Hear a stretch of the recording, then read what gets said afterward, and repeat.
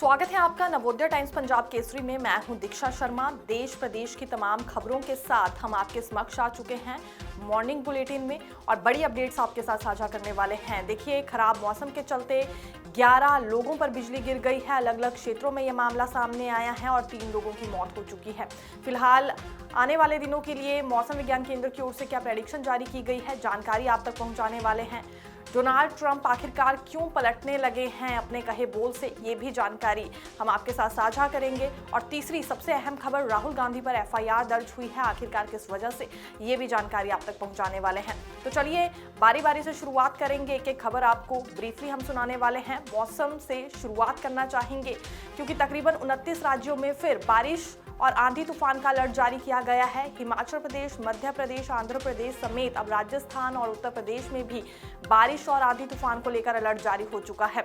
हालांकि बिहार के 13 जिलों में हीट वेव को लेकर अलर्ट जारी हुआ है।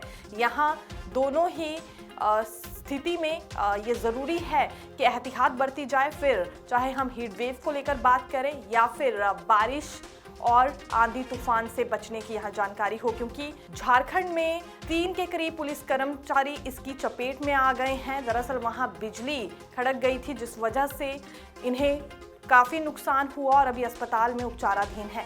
ऐसा ही मामला अन्य क्षेत्रों में भी सामने आया है। पश्चिम बंगाल के नादिया और जलपाईगुड़ी में बिजली गिरने की घटनाओं में 3 लोगों की मौत हो गई, 5 लोग झुलस गए। बारिश से बचने के लिए ये लोग पेड़ के नीचे खड़े थे, तभी पेड़ पर बिजली गिरी। बिहार में पटना समेत बिहार के 24 जिलों में हीट वेव का येलो अलर्ट है।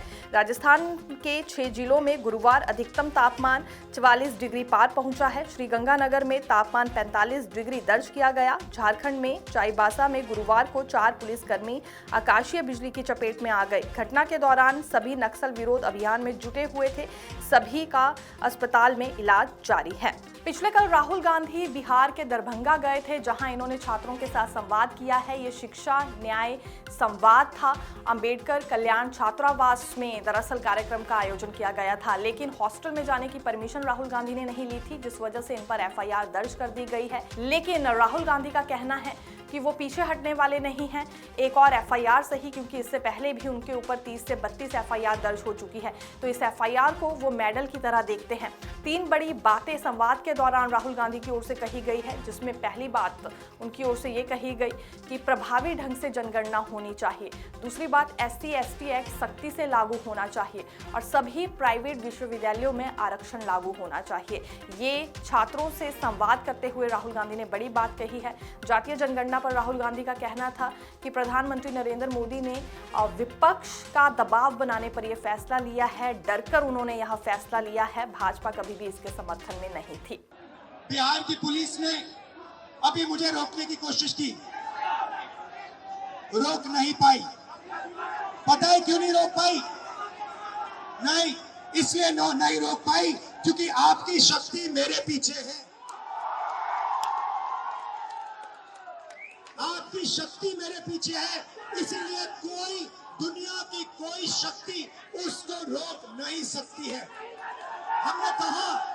हमने नरेंद्र मोदी से कहा, पार्लियामेंट में कहा, तुम्हें जाति जनगणना करना पड़ेगा।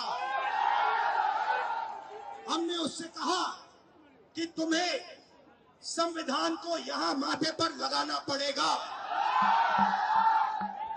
नरेंद्र मोदी जी ने आपके दबाव से डर कर जाति जनगणना हिंदुस्तान में घोषित किया है। आपके दबाव से डर कर उन्होंने कॉन्स्टिट्यूशन अपने माथे पे लगाया, मगर वो लोकतंत्र के खिलाफ हैं, संविधान के खिलाफ हैं, जाति जनगणना के खिलाफ हैं। और जो 90% हिंदुस्तान की गरीब आबादी है, अति पिछड़ा, दलित, आदिवासी, माइनॉरिटीज, ये इन सब के खिलाफ है। ये अदानी अंबानी की सरकार है, ये आपकी सरकार नहीं है। आपने इतने प्यार से मेरी बात सुनी, इसके लिए आप सबको दिल से बहुत बहुत धन्यवाद। मैं जानता हूं SC ST अति पिछड़ा हॉस्टल्स में यहाँ क्या होता है। मैं आपको गारंटी देता हूं, जैसे ही हिंदुस्तान में सरकार आएगी, जैसे ही बिहार में हमारी सरकार आएगी, हम ये सारा का सारा बदल देंगे और आपके लिए जो होना चाहिए वो करके दिखाएंगे। त्राल में 3 आतंकियों को मार गिराया गया है। ये पिछले 3 दिनों में दूसरा एनकाउंटर बताया जा रहा है। दरअसल सरकार की ओर से 14 आतंकवादियों की लिस्ट बनाई गई थी जो कि त्राल में ही छिपे हुए थे और इसमें से 6 आतंकवादी अभी मार गिराए गए हैं। बड़ी कामयाबी कहना चाहेंगे भारतीय सेना के हाथ लगी है। अमेरिका के राष्ट्रपति डोनाल्ड ट्रंप पलटने लगे हैं अपने ही शब्दों से। पहले ये दावा उनके सोशल मीडिया अकाउंट से किया जाता है कि मध्यस्थता उन्होंने ही भारत पाकिस्तान के बीच करवाई है कश्मीर को लेकर। पिछले कई दशकों से ये दोनों देश लड़ रहे थे, लेकिन बिजनेस का हवाला देते हुए उन्होंने सीज फायर लागू करवाई, लेकिन अब पूरी तरह से पलट गए हैं। यहाँ डोनाल्ड ट्रंप की ओर से कहा जा रहा है कि उन्होंने कोई मध्यस्थता नहीं करवाई, केवल मदद की है। उन्हें लगता था कि वो इस पूरे मामले को सुलझा सकते हैं, इसलिए सुलझाने में मदद की। भारत खुद सक्षम है, वो इस मामले को सुलझा सकता है, लेकिन साथ ही साथ ये भी उनकी ओर से निर्देश जारी कर दिए गए हैं एप्पल कंपनी के सीईओ टीम को कि भारत में कोई भी प्रोडक्शन एप्पल की ना की जाए, वहां फैक्ट्रीज लगाने की जरूरत नहीं है, भारत खुद अपना ख्याल रख सकता है, अमेरिका में एप्पल का प्रोडक्शन बढ़ाया जाए। इस स्टेटमेंट के बाद मायने ये निकाले जा रहे हैं कि जो यहाँ भारत सरकार की ओर से तिरंगा यात्रा निकाली गई, जन जन तक ये बात पहुंचाई गई कि तीसरे पक्ष की इसमें कोई भूमिका नहीं थी, बल्कि सिंदूर ऑपरेशन खुद भारत सरकार का था और इसमें पूरी तरह से सैन्य कार्यवाही रही है। भारत की सेना ने मुंहतोड़ जवाब पाकिस्तान को दिया। ये सेना ने यहां दमखम दिखाया है और रणनीति भारत सरकार की थी। इसके बाद डोनाल्ड ट्रंप की ओर से इस तरह की स्टेटमेंट सामने आई है, तो क्या ये नाराज हो गए हैं जो भारत सरकार की ओर से ये संदेश पहुंचाया गया कि तीसरे पक्ष की कोई भूमिका नहीं थी। हालांकि भारत सरकार अभी भी इसी बात पर अड़ी है और यही बात भारत सरकार की ओर से अभी भी दोहराई जा रही है। लगातार विदेश मंत्रालय के प्रवक्ता का यही कहना है, तीसरे पक्ष की भारत पाकिस्तान के संघर्ष में कोई भी भूमिका नहीं रही है। जो कुछ किया है भारत सरकार ने और भारत के जवानों ने किया है।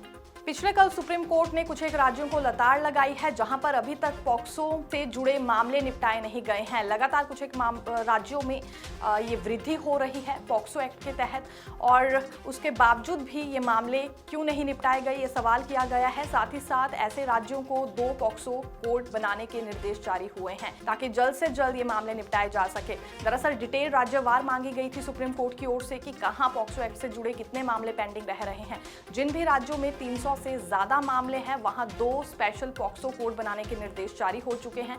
इसमें उत्तर प्रदेश, बिहार, तमिलनाडु, मध्य प्रदेश जैसे राज्य सामने आए हैं जहां बच्चों के साथ यौन उत्पीड़न के मामले ज्यादा पेश आए हैं और अभी तक इन्हें सुलझाया नहीं गया है। इसके बाद हर राज्य को निर्देश जारी हो चुके हैं कि जहां 300 से ज्यादा मामले हैं 2 पॉक्सो कोर्ट बनाए जाएं और जल्द से जल्द इन मामलों को प्रायोरिटी के आधार पर निपटाया जाए। देश भर के व्यापारियों ने तुर्की और अजरबैजान के खिलाफ रणनीति तैयार करना शुरू कर दिया है। ये कैट की ओर से सभी राज्यों के व्यापारियों को आज मीटिंग के लिए दिल्ली बुला लिया गया है जहां रणनीति तैयार की जाएगी कि कैसे तुर्की और अजरबैजान से आने वाली वस्तुओं का बहिष्कार करना है, वहां घूमने नहीं जाना है और वहां से आयात होने वाले सेब का भी बहिष्कार करना है।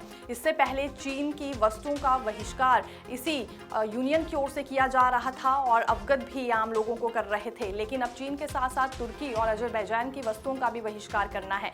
इस पर खास रणनीति तैयार की जाएगी। बड़ी जानकारी यहाँ कैट के अध्यक्ष की ओर से ये दी गई है कि उन्होंने केंद्रीय नागरिक उड्डयन मंत्री को भी एक पत्र जारी किया है जिसमें उनके कहना है कि ये जो एयरलाइंस में कोड शेयर हो रहा है फिलहाल इसे बंद किया जाए, यानी कि तुर्की से कोई भी वास्ता ना रखा जाए, पूरी तरह से तुर्की और अजरबैजान से रिश्ता तोड़ दिया जाए और इसके बाद कई डॉलर्स का नुकसान भी तुर्की को और अजरबैजान को होने वाला है। माना जा रहा है कि पिछले वर्ष 4000 करोड़ की कमाई दोनों देशों में भारत के पर्यटकों की वजह से हुई थी, लेकिन अब तो वहां पर टूरिज्म को ना बढ़ावा दिया जाएगा भारत की ओर से, ना ही वहां की किसी वस्तु का इस्तेमाल होगा और इससे वहां का व्यापार पूरी तरह से ठप होने वाला है। देखिए, confederation of all India traders ने कल आह्वान दिया था व्यापारियों का और सभी लोगों का कि तुर्की और अजरबैजान की जो यात्राएं हैं उनका बहिष्कार किया जाना चाहिए। पूरे देश में जगह जगह से उसका समर्थन मिला है। कल दिल्ली में देश भर के व्यापारी नेता जुट रहे हैं। कल हम ये तय करने वाले हैं कि तुर्की और अजरबैजान के साथ जो हमारे व्यापारिक संबंध हैं उनको भी समाप्त किया जाए। इसके अलावा कॉन्फेडरेशन ने कल ही केंद्रीय नागर विमानन मंत्री श्री राम मोहन नायडू को पत्र लिख करके आग्रह किया है कि हमारी जो विमान एजेंसियां हैं, खासतौर पर इंडिगो और टर्किश एयरलाइंस के बीच में जो कोड शेयर एग्रीमेंट है, उस कोड शेयर एग्रीमेंट की दोबारा से जांच होनी चाहिए और फिलहाल है। की परिस्थिति में इस प्रकार के किसी भी एग्रीमेंट को स्थगित रखना चाहिए। तो देखते रहिए नवोदय टाइम्स पंजाब केसरी। मैं दीक्षा शर्मा, धन्यवाद।